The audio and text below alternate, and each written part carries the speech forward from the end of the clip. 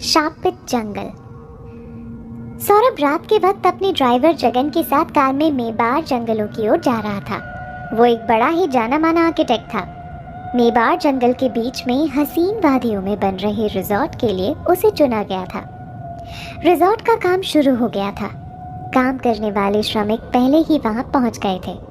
अपने प्लान के मुताबिक वहां काम शुरू था। उसी का मुआवना करने सौरभ वहां जा रहा था। शहर की सबसे बड़ी कंपनी ओबरॉय लिमिटेड का रिजॉर्ट वहां बन रहा था। शहर से करीब 80 किलोमीटर दूर मेबार के जंगल थे।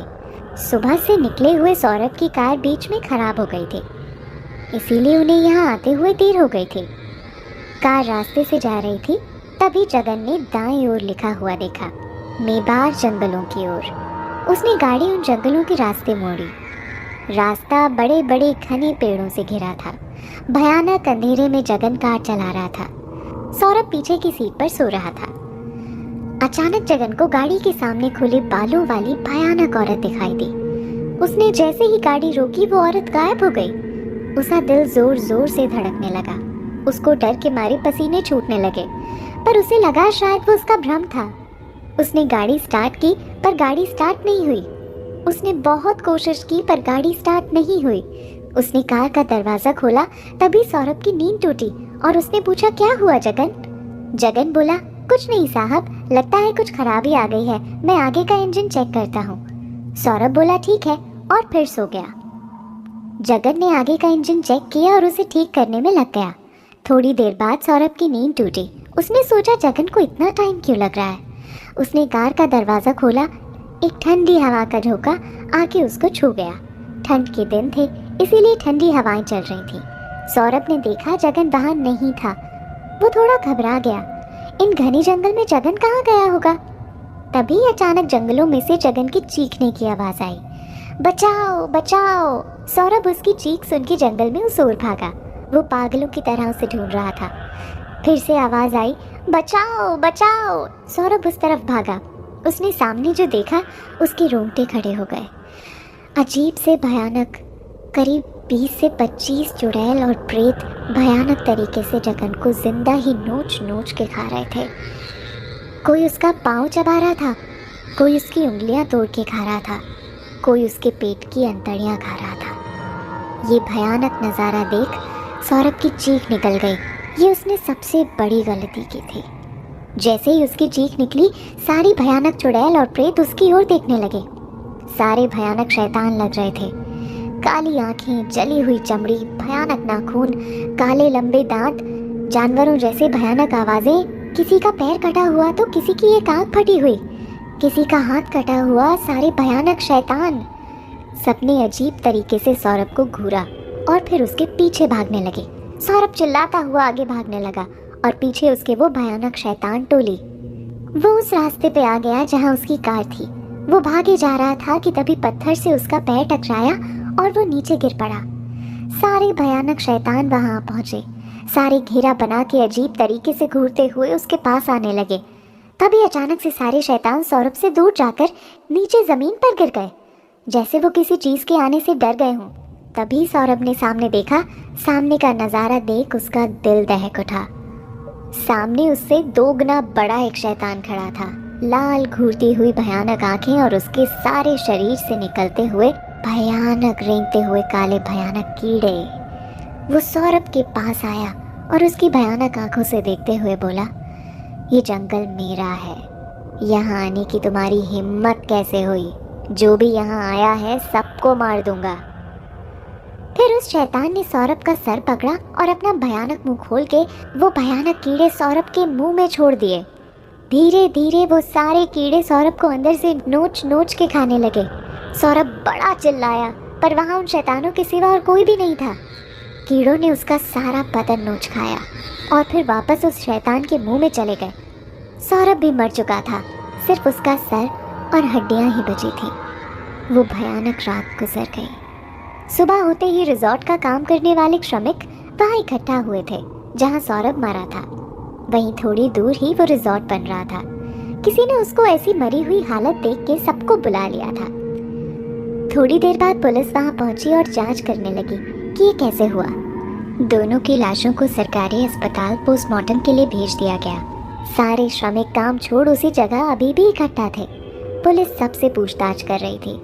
शहर में भी ये न्यूज़ फैल चुकी थी। कुछ घंटों बाद जब पुलिस पूछताछ में लगी हुई थी, तभी वहां बड़ी सी ब्लैक कलर की महंगी कार आ पहुंची।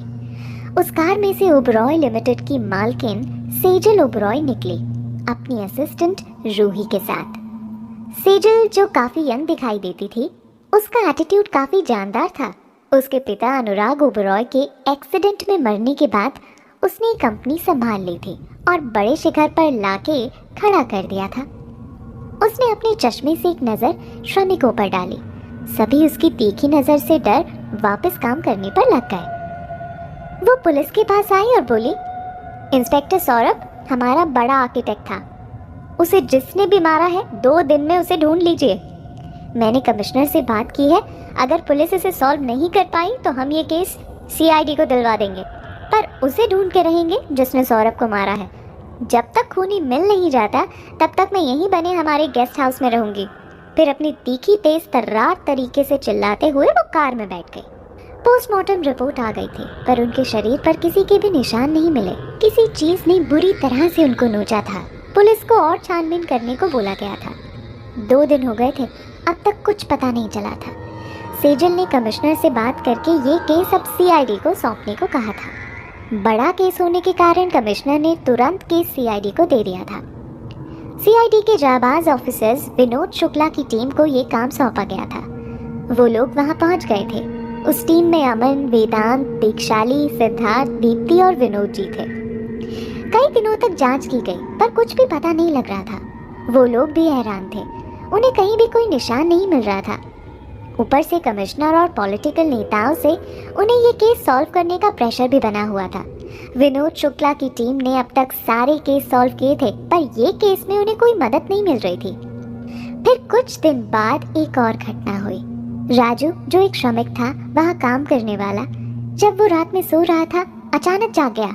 उसे पेशाब लगी थी, तो वो उठ के बाहर आया और थोड़ी दूर जाकर एक पेड़ के नीचे पेशाब करने लगा। अचानक उसे किसी ने ऊपर उठाया और जंगलों के बीच से उसे ले जाने लगे। थोड़ी दूर जाकर उसे पेड़ से उल्टा लटका दिया। फिर वो कई सारे शैतान उसी तरह उल्टा लटक के उसकी ओर घूरने लगे और सारे उस पर टूट पड़े। किसी भूखे भेड़िए की तरह उसे नोच नोच के खा गए। सिर्फ उसका सर और हड्डियां फेंक के वहां से गायब हो गए। सीआईडी वालों ने फिर से जांच की। सारे श्रमिक डर गए थे कि ये क्या हो रहा है। सेजल फिर से वहां आ गई थी। उसने विनोद से कहा कि ये क्या हो रहा है, कोई मेरे वर्कर्स को मार रहा है और आप लोग कुछ कर नहीं पा रहे हैं। आप जल्द से जल्द उस खूनी को खोजिए, वरना आप सबकी नौकरी खतरे में होगी। उसने अपनी असिस्टेंट से कहा उस श्रमिक के घर पैसे भिजवा देना, और फिर वो गुस्सा होकर वहां से चली गई। विनोद ने कहा, हमने इतने केस सॉल्व किए हैं, पर कातिल इस जगह होके भी हम उसे पकड़ नहीं पा रहे हैं। अमन ने कहा, हाँ सर, बड़ा ही शातिर खूनी लगता है, देखो तो सही कैसे बुरे तरीके से उसका मांस तक निकाल लिया है। दीप्ति ने पूछा, सर अब आगे क्या करना है? पहले तो यहाँ की सुरक्षा बढ़ा दो। कुछ पुलिस वालों को उन श्रमिकों के बाहर पहरा लगाने को बोलो, शायद कोई उन श्रमिकों में से भी खूनी हो सकता है। सबकी अच्छे से पूछताछ करो। वेदांत बोला, आखिर इतने भयानक तरीके से क्यों वो लोगों को मार रहा है? या फिर उसके कोई साथी भी होंगे, ये काम किसी एक का नहीं लगता। विनोद सर बोले, अब एक ही रास्ता है, उसे फिर से बुलाओ। दीक्षाली ने पूछा, कौन सर? विनोद सर बोले, रुद्र को। सभी चौंक गए। रुद्र एक बड़ा ही चतुर सीआईडी ऑफिसर था, पर उसके साथ हुई घटना के कारण उसने सारा काम छोड़ दिया था। विनोद सर बोले, अमन उसे कहीं से भी ढूंढ निकालो, वही इस मुसीबत का तोड़ निकालेगा। अमन ने कहा, ठीक है सर, मैं उसे ढूंढने में लग जाता हूँ। कौन थे वो सारे शैतानी चुड़ैल और प्रेत? कौन था वो कीड़ों से भरा शैतान? रुद्र के साथ क्या घटना हुई थी? क्या वो मिलेगा?